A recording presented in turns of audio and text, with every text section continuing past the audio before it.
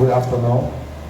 Welcome to Farmbridge Africa. For and on behalf of the administration, I want to take up this time to welcome all of you to this unique program. I want you to just sit quietly and listen to what's ever to be taught here today. Thank you for coming. You are welcome. Next on our agenda, we have introduction of the occasion, Patricia Davis, which she is the Program Director of Girls Alliance. Thank you so much.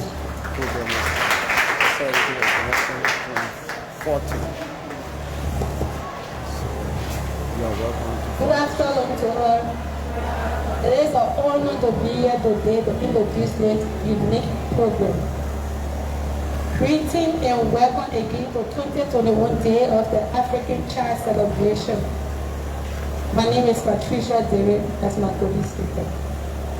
The Day of the African Child is an annual global celebration on June 16 to commemorate the death of over 100 school kids that were killed in South Africa in 1976.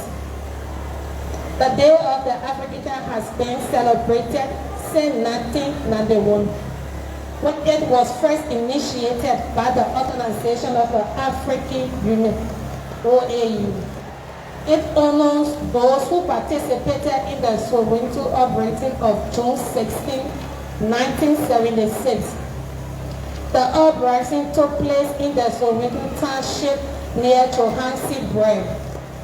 It began as a protest by thousands, mostly students, against the government insisting that the Arana language of the white minority that ruled South Africa be the meaning of institution working high school. We serve Black Africans. In 1991, the Assembly of the Head of State and Government of the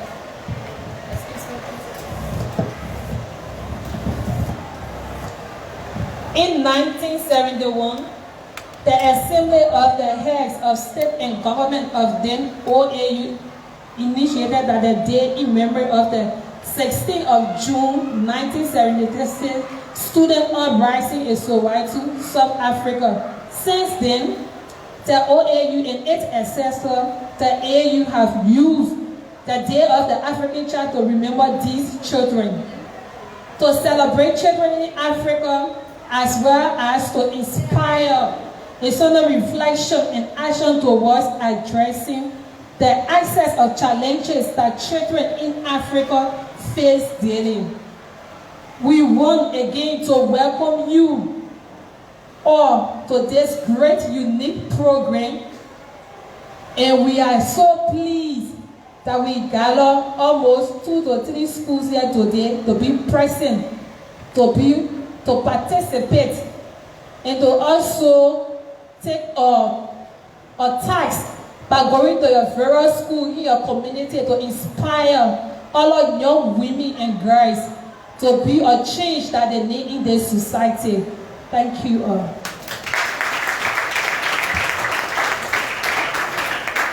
Thank you so much, Patricia, for that occasion, introduction of the occasion. Statement from the girls. We will call up the Assistant African Officer or General Secretary, Kadiatu Bai. We put your hands together for her.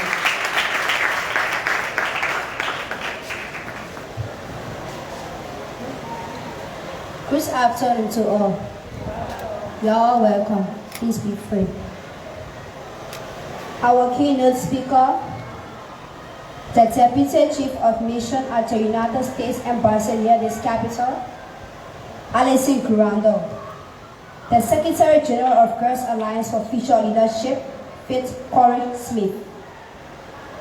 The administration of the Orleans International Christian Academy, students representative from Orleans and Infante schools present, our distinguished colleagues, and all invited guests. Ladies and gentlemen, I am grateful for this opportunity given me to deliver the girls' statement at this year's celebration of the Day of the African Child, BAC. The DAC encourages government throughout the continent of Africa to provide quality education for children. The day harkens back to the Soweto uprising in South Africa in 1971, when students took to the streets to protest discriminatory education policies by the South African government. On June 16 every year, governments, NGOs, international organizations, and other stakeholders gather to discuss the challenges and opportunities facing the full realization of the rights in children in Africa. And I am sure today's celebration is of no exception. During the 37th ordinary session of the African Committee of Experts on the Rights and Welfare of the Child, which was held virtually on March 2021, the committee decided to follow its 2021 discussion. The committee decided to devote a 2021 day of general discussion to the sexual and reproductive health and rights of adolescent children. The theme selected by the African Committee of Experts on the Rights and Welfare of the Child for the celebration of the DAC is 30 years after the adoption of the Charter. Accelerate the implementation of Agenda 2040 for African children. Agenda 2040 is a 10-point aspirational goal that brings a holistic approach to mitigating the impact of the sufferings of children in Africa. Girls Alliance is tremendously grateful for this instrument that addresses the following. Aspiration 1. The African Children's Charter, as supervised by the African Children's Committee, provides an effective continental framework for advancing children's rights. Aspiration 2. An effective child-friendly national legislative, policy, and institutional framework is in place in all member states. Aspiration 3. Every child's birth and other fetal statistics are registered. Aspiration 4. Every child survives and has a healthy childhood. Aspiration 5. Every child grows up well-nourished and with access to the necessities of life. Aspiration 6. Every child benefits fully from quality education. Aspiration 7. Every child is protected against violence, exploitation, neglect, and abuse.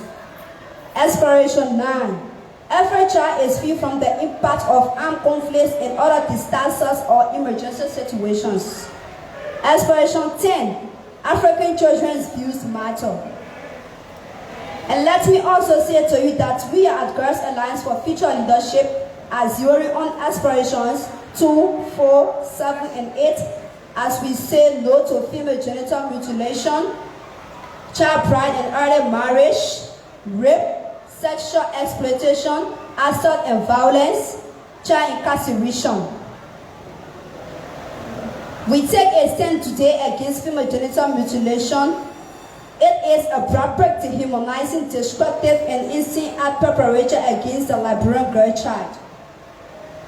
Sadly, it has been kept at the sacred rights of Liberia's traditional leaders by our lawmakers in both branches of the legislature.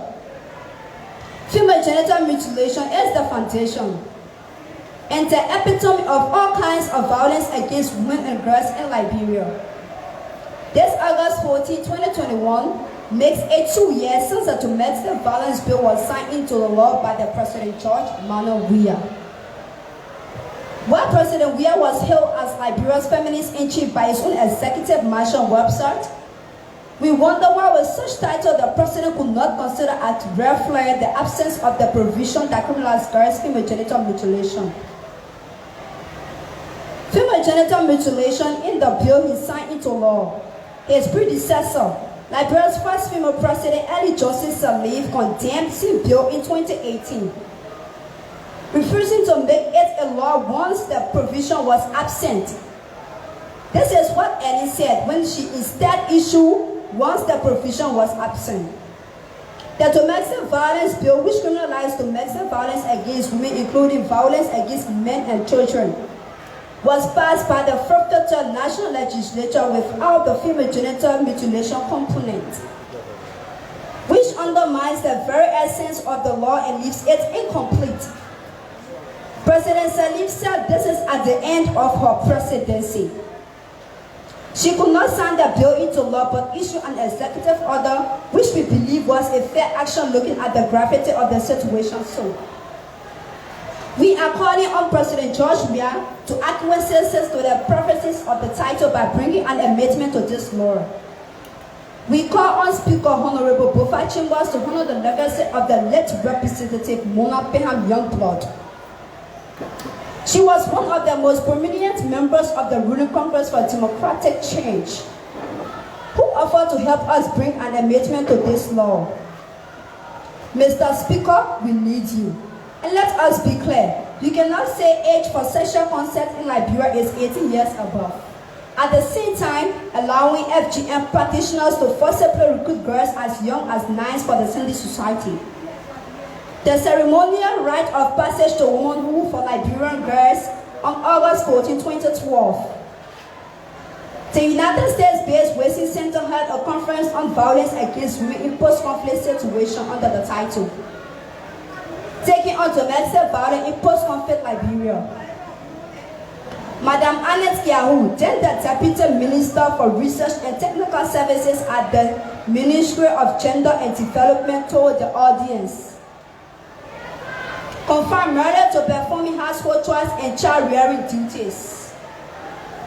Liberian women and girls are from early childhood socialized into subservience, powerlessness, and obliged to accept domestic abuse as a norm.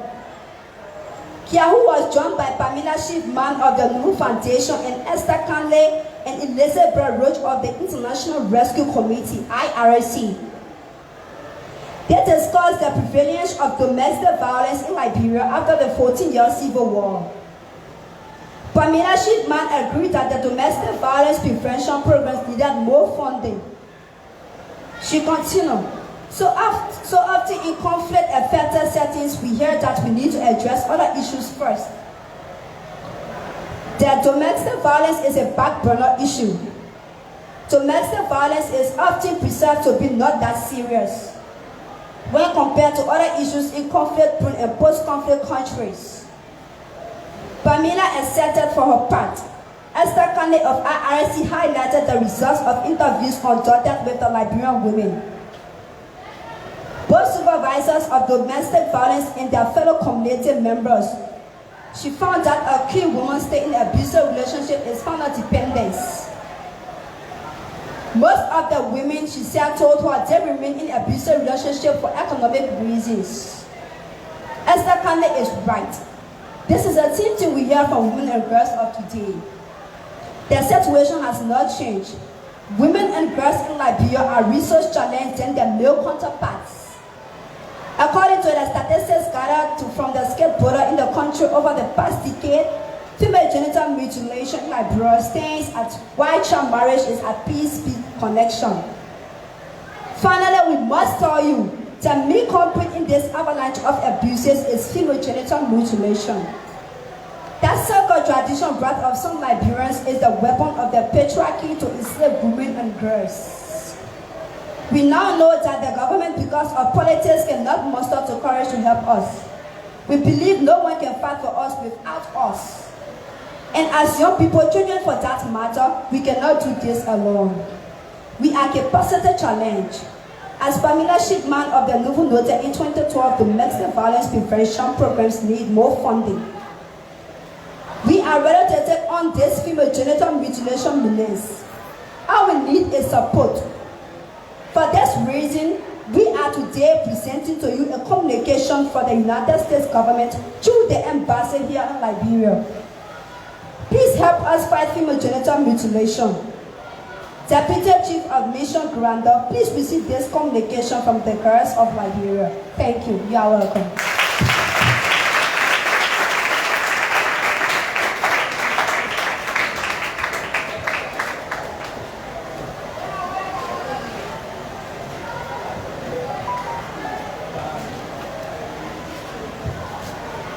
Wow! Please put your hands together again for Kadiatu Bar. Thank you so much, Kadiatu, for that wonderful statement. Introduction of the keynote speaker, will be done by me. Sorry, the person who's supposed to do that is not around. Greetings. I have the privilege to introduce to you our keynote speaker at this 2021 Day of the African Child Celebration. I am grateful and feel honored to undertake this task. My name is Geneva R. Kamo. Our keynote speaker, Ms. Allison, is a citizen of the United States, and she is the Deputy Chief of Mission at the Embassy of the United States near this capital. Allison Grander arrived at the U.S. Embassy Monrovia as the Deputy Chief of Mission in September 2018. Her previous assignment was Deputy Assistant Secretary for Policy in the State Department Bureau of Educational and Cultural Affairs, ECA, where she led ECA alumni outreach, innovation, public-private partnership, evaluation, and cultural heritage division. A full-time public affairs officer at overseas post. Ms. Brandon was Minister Counselor for Public Affairs at the U.S. Embassy, Bandar from 2014 to 2015, leading the mission counselor, leading the mission strategic communications and public diplomacy programs in the wake of the 2014 incursion into Iran by the ISIS terrorist group. She has also been the public affairs officer at the U.S. embassies in Addis Ababa, Ethiopia, and Kampala, Uganda, and the U.S. consulate in the Montreal, Canada. From 1999 to 2001, Ms. Grana was a press officer at the U.S. mission to the United Nations, serving as acting spokesperson on 9/11. The recipients of the multiple State Department Superior and Ministerial Honor Awards. Ms. Grana is a member of the Senior Foreign Service with the rank of Ministerial Counselor. She holds a bachelor's degree from Yale University in American Studies. She is married to Rex Bassett and has 2 other children. The Secretary General of Girls Alliance, Faith Corey Smith, the administration of the Orleans School, distinguished colleagues, ladies and gentlemen, we now rise up. Let us all rise on our feet as we welcome on stage Ms. Brunner to the podium. Please put your hands together as you come.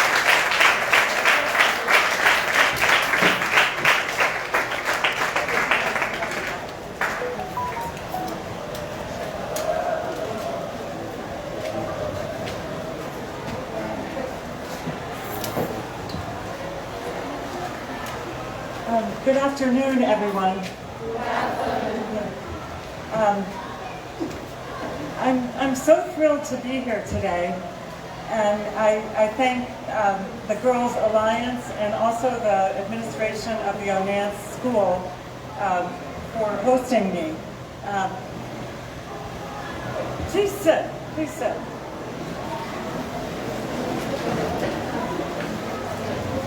I want to thank you also for observing the health protocols and wearing masks.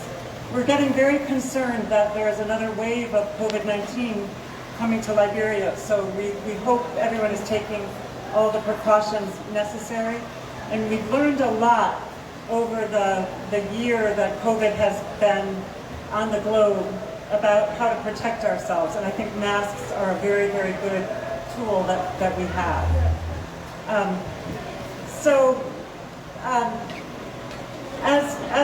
As was noted, I came to Liberia in 2018, and I'm coming to the end of my assignment here. I have just 2 more weeks, and then my husband and I will leave Liberia. So my time is very short in the country, and I'm now reflecting on all the things that I have seen and the people that I've met. And it's really been just a tremendous experience for me and for my husband to be here in this country that has so many connections and ties to my own country. As has been noted by other speakers, today is the 20th year that the Day of the African Child has been celebrated. As you have noted, June 16th is a day when we remember a tragic event that happened in Soweto, South Africa in 1976, when over 100 school children were killed during protests against the apartheid regime. About 15 years ago, I had the privilege of visiting Soweto. It continues to be a place of memory and change. My family and I visited the Soweto neighborhood where 2 Nobel Prize winners once lived. Can anyone say who those 2 Nobel Prize winners in Soweto might have been? I'm sure you know their names.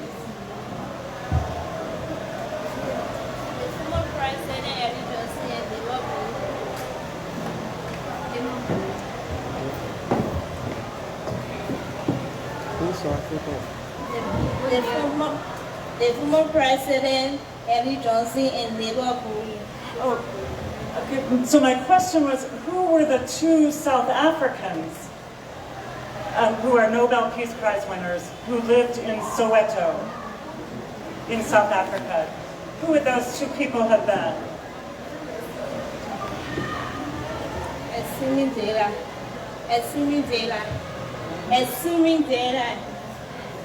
Nelson Mandela, yeah. And who is the other? Does anyone have an idea?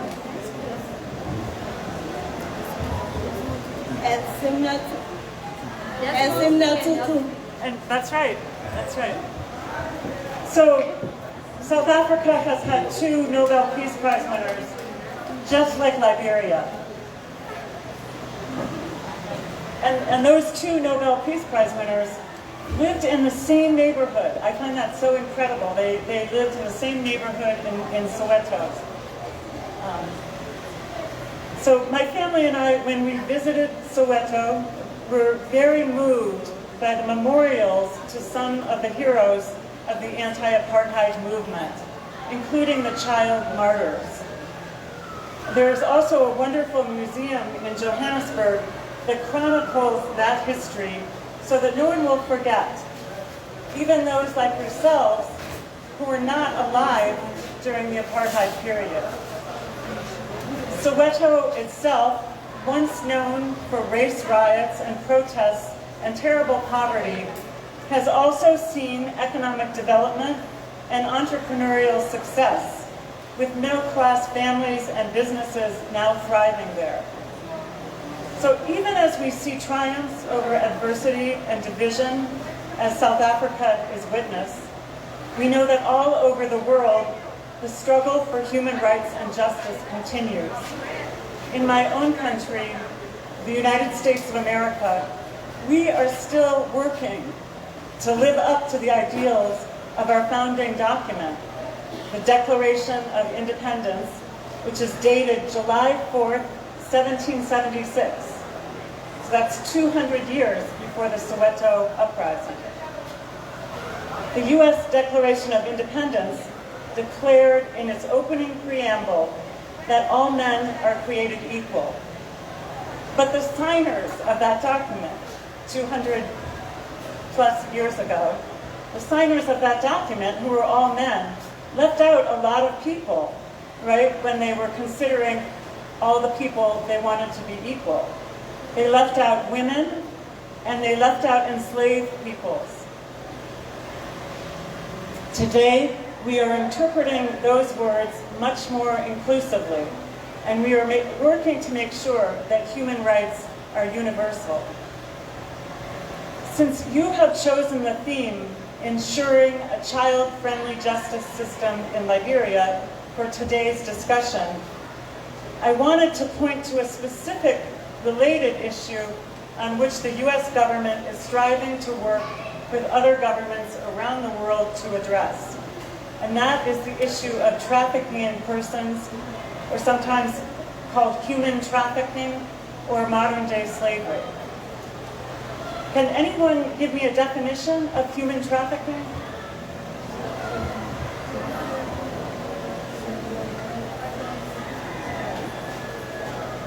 It's a crime that often impacts vulnerable women and children, but also males. This is the crime in which traffickers exploit and profit from adults or children by compelling them to perform labor or engage in commercial sex. Sometimes adults or children are trafficked across international boundaries into other countries for forced labor or prostitution. But what we call internal trafficking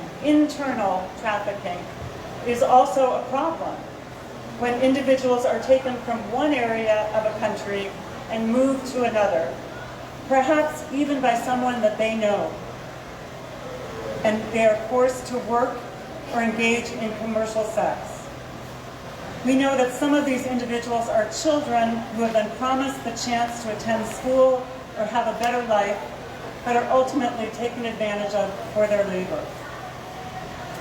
The Liberian legislature passed an anti-trafficking law in 2005, but the law continues to require that force, fraud, or coercion be present in sex trafficking cases. We recommend that the requirement of force, fraud, or coercion be eliminated, since when a person is younger than 18 and used to perform commercial sex, it is a crime regardless of whether there is force. We also recommend that the 2005 law be amended to prescribe penalties for adult trafficking that are sufficiently stringent and commensurate with the penalties for other grave crimes. Such amendments would bring Liberia into line with international standards, and they would offer legal protections for vulnerable individuals and for children. I commend the organizers of today's event, but I also encourage you to turn your words into action. It is clear to me from what has been said that you have educated yourselves on the laws in Liberia, on your constitution, and on the situation of many girls, women, and children. I would encourage you, just as you wrote to me at the U.S. Embassy, just as you wrote to Ambassador McCarthy at the U.S. Embassy, that you also write to your legislators, that you lobby them for the laws that you need and for the protections that you need and want, the ones that you have on your t-shirts, because you have to hold them to account. Even as teenagers, you have the ability to engage your legislature and the executive branch on the questions of importance to you. And they owe you a response. So I hope you will keep speaking out, and that you will do it directly. You will look at individual legislators who aren't voting the way that you think they should, and you will tell them it matters to us.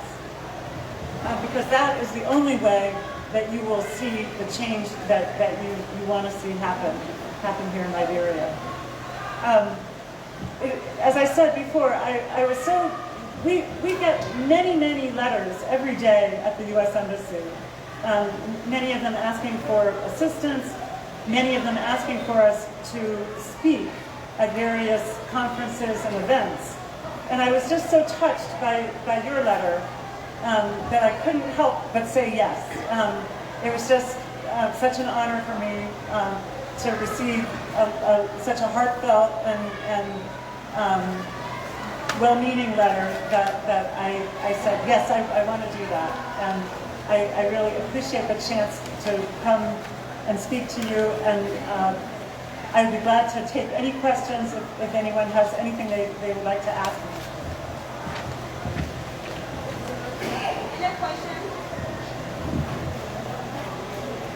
sometimes we have issues with understanding. Sometimes people don't understand my English, and I apologize. So please feel free if there was something that you need, that I said that you would like clarification on.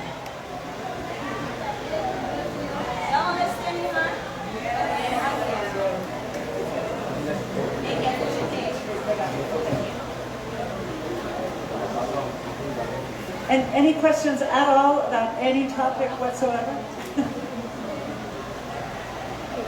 Any questions?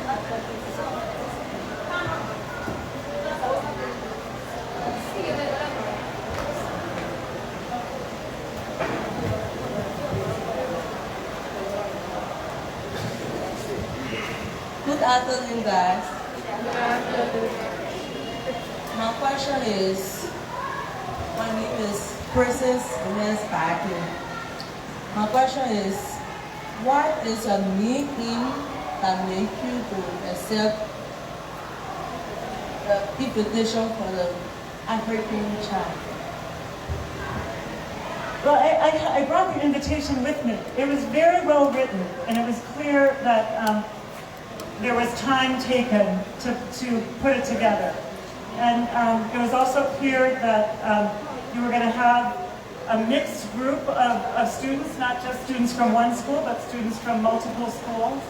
And that you were interested in issues that we are interested in at the U.S. Embassy. So that was one reason why that letter stuck out. Any other questions?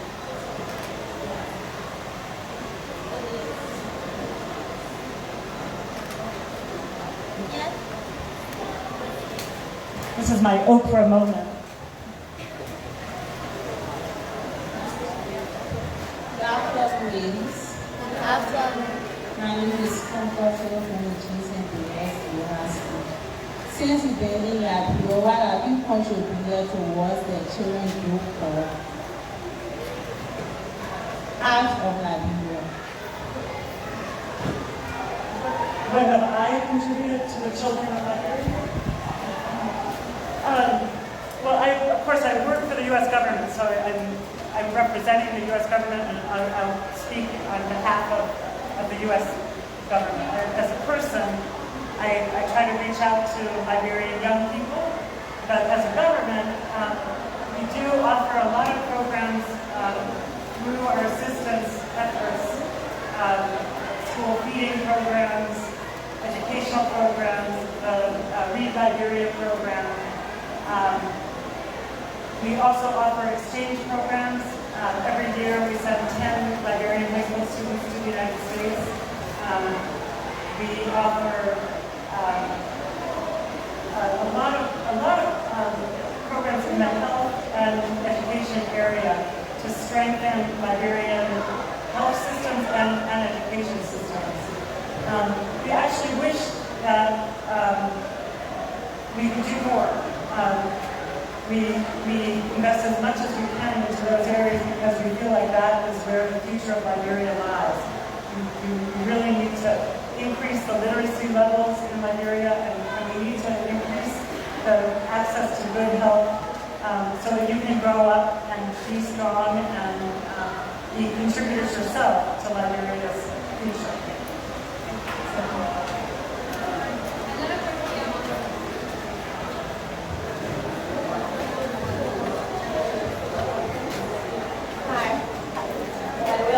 I'm a student at Ghana for the Royal Christian Institution. I want to ask you a question.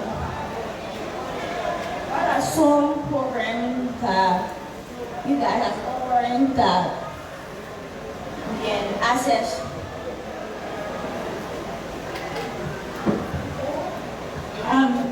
So at the U.S. Embassy, we have an American Center library, and if you can get yourself to the American Embassy, you can access that library, where we have a lot of information about scholarship opportunities in the United States. We also have reading materials, study materials. I understand that you're not that close to the U.S. Embassy from here, but if you can get access to our website, you can also see some of the programs that we have to offer. One program in particular that I think is interesting is the Ambassador's Special Help Fund. And you can apply for grant funding if you have a community project that you want to undertake. It's competitive, so you have to submit an application and you may or may not be successful, but it is an opportunity to apply for support if you have a program that's not just for you, but that is for helping your community. So if you Google the U.S. Embassy Monrovia, you'll get to our website, and then you can look over it and you'll see the different programs that we offer.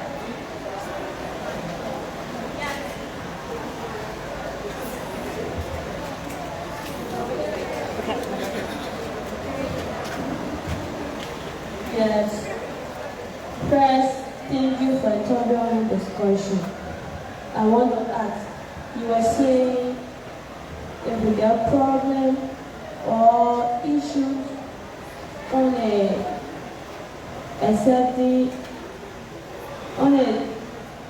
African child issue, we can reach the U.S. Embassy. What do you mean? That we should reach the U.S. Embassy and then we program. I want to be really careful because I don't want to suggest that we are the answer to all your problems. What we want to see is a Liberia that is moving towards self-reliance and self-sufficiency. We do have information on our websites and also in our library. And we do have a lot of assistance programs that are operating here in Liberia. They're not programs where you could just say, I need help, and then you get it. They're programs that are very competitive and that we do a lot of research in order to undertake. So you may have heard that last year, during the COVID-19 pandemic, we made stipends available to 12th grade students who are taking the WASU exam. And that was an effort that we undertook that year because so many students had been unable to attend school. And we wanted to help them with their studies. But it was an effort that we had to undertake with a lot of approvals from Washington and a lot of research about how to reach those students. So we don't do anything quickly. It's all done with a lot of research and thought, program design, consultation. Is that helpful? Oh, we gotta go to this side.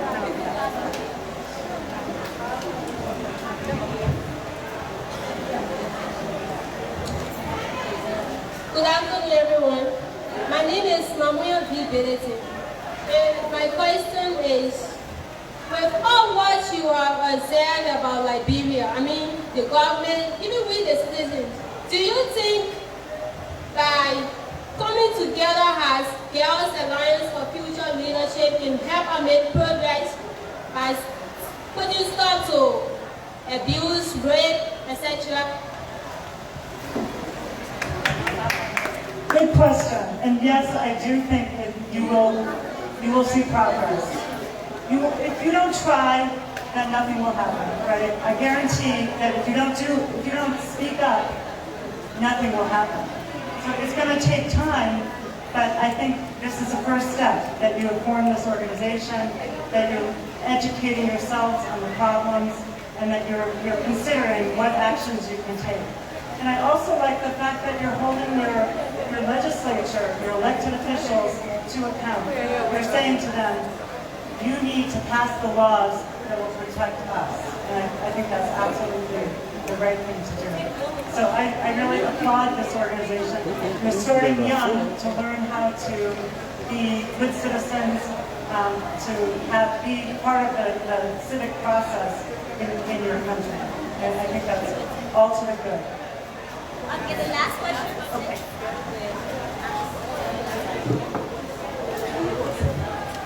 Thank you. I'm Howard Gordon, and like you said, we have to speak up. So what do you have to tell our government, like, as anytime our right is being violated through rape and other abuses, and each time we go on the street to protest, and we are being treated badly, like sometimes they beat us and do so many things. So what do you have to tell them? As you said, we should speak up. And I of course, always preface anything having to do with protests with peaceful protests, right? It's very, very important that you stay peaceful and you avoid violence. And we have a number of programs with the civilian police organizations, the Liberian National Police, the Liberian Drug Enforcement Association, and we are always talking to them about their need to be disciplined as they try to make sure that no one gets hurt in a protest. So I think that when there is overreach by the police or other law enforcement officers, you need to complain about it. And there is a civilian complaint review board for you to bring your complaints forward. I also think there are other organizations in the country that are standing up for the right for peaceful protests.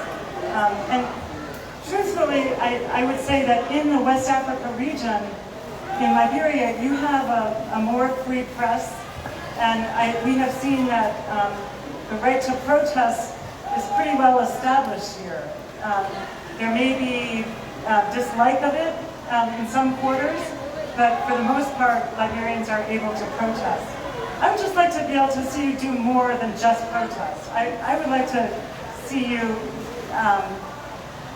really engage with your legislature to get them to do the things that you want them to do, and figure out what are the ways we can pressure them to other than protesting, that will make them change the legislation, pass the budgets that we need passed, do away with corruption, all those things. And it might be that you need to engage specific individuals, but I think that we need to find things other than just protests as ways to put pressure on the government to do the right thing. And I'm not saying that the government doesn't have good people in it. I think there are very dedicated people in the Liberian government who want to do the right thing. And there's just a lot of areas to address, a lot of problems in the country that no one person can solve all of that. But you people are the hope of your country. You're the young people, you're the ones with the energy, you're the ones with the young, creative minds, and we put all our hope into you. I hope you feel the weight of that hope. And I hope that you are working really hard in your studies. I know that Liberian students are very good at science and math, but I also would really encourage you to read as much as you can, because that is a way that you also feed your minds. And I hope you'll all try to go get higher education as well. Now that the University of Liberia is tuition free, I hope that opens up opportunities for people that they take advantage of. So anyway, I really appreciate that I got to come here today, because it makes me go home to my country thinking very positive thoughts about Liberia's future, because Liberia's young people are so promising. So thank you very, very much for this opportunity.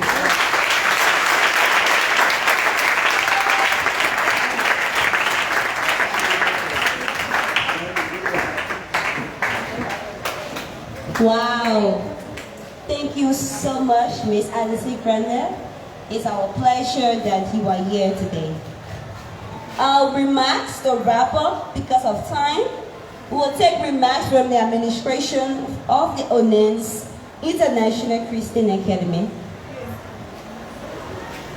Please put your hands together as we welcome the principal of this institution for a remark.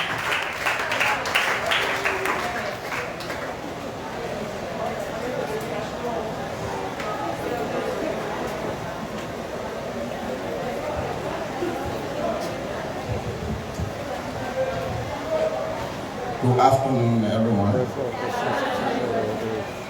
Okay, on behalf of the Honest International Christian School, I'm so happy and thankful to the organizer of this program. I'm so happy. Our doors are open to any other organization that will come as Geneva did. She continued to call until it was successful. It is good. Those of you who are privileged to be here, you are selected among your friends. I hope you may use of this opportunity. But one question that I expected them to ask was the genital mutilation. What is the advantage and disadvantages? Someone had that question in mind, to be sincere, or student for Honest, but because of time, so we decided to answer her question right after this whole thing, if it is possible. Huh? You want to answer that question? The question was, what are the disadvantages and the advantages of the female genital mutilation? Yes, but because of time, you can do that for us. You can answer it.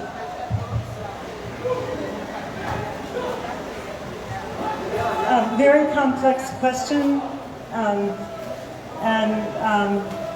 you know, this is something that we call a harmful cultural practice. We see it as unhealthy for girls with some long-lasting health effects.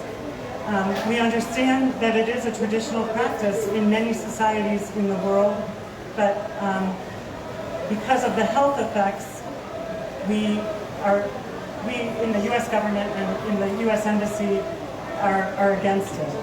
So we think it's important that people value their culture and are connected to their culture. We don't think that this female genital mutilation has to be a part of it. We think there are other aspects of the culture that will be preserved and continue without female genital mutilation. So that's what I would say. Does that answer the question? Okay, thank you so much. We will take remarks from all of the institutions that is represented here. Any representative, all the representatives of institutions will take Royal, because they were the first institution that was here today on time.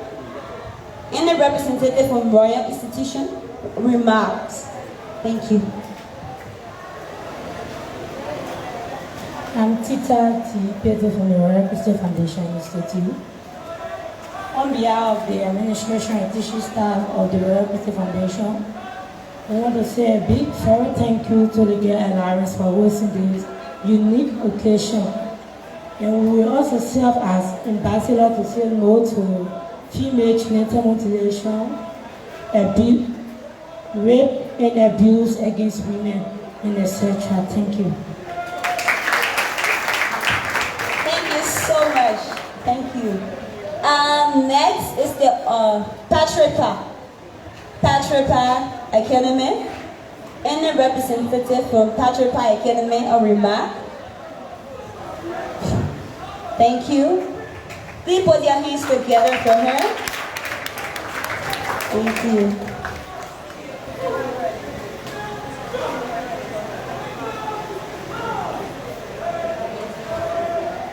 Good afternoon to all. I'm Joshua today from the Patripa Wesleyan High School. I want to say a big thank you to host of this program. And then a very big thank you to everyone who participated in this program. You know, it is important. What I really get from this program is early marriages.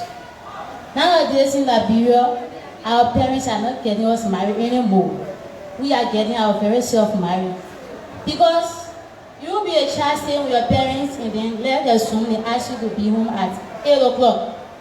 And then you stay all up to 10, 11, 12. Looking for what? Nothing to show. At the end of the day, we got a one-time pregnancy. And then we have a child. We end up living with a boyfriend. So I guess we ourselves are probably blaming ourselves. As our guest speaker said, what should just help us to put effort to our life? We should make difference as we have decided to come and honor this program in Jesus' name. Thank you so much. Wow, thank you. Next will be the James and David SDA High School. Any representative from the James and David SDA High School or remark? Please put your hands together for her. Thank you.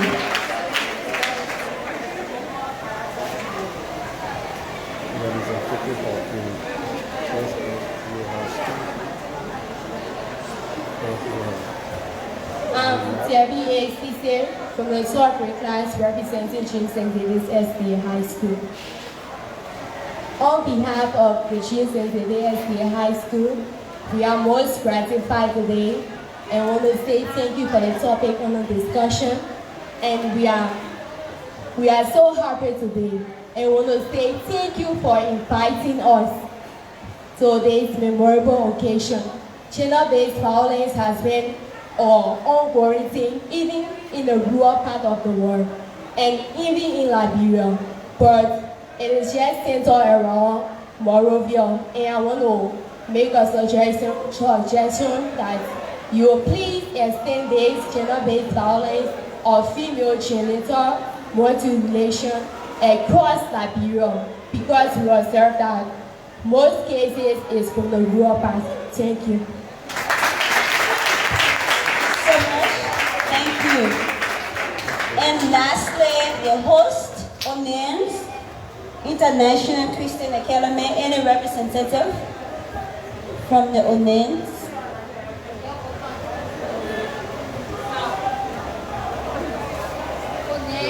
Please put your hands together for her.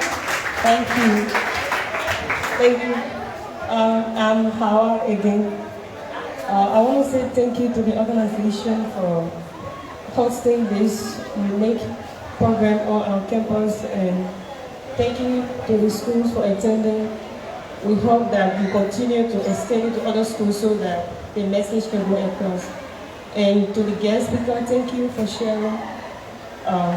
Thank you.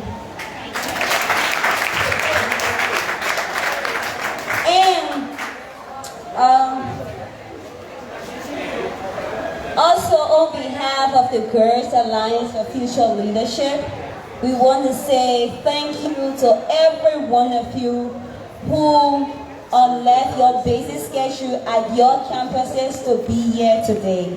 It wasn't an easy thing, but we are glad that all of you guys are here today. And also, thank you so much, Ms. Addison Branda, for your time. It takes a lot of people to be here today. A lot of time I'll ask other guest speakers to come to this program. We really find a hard time. We will go there almost all the time just to get them here, but you coming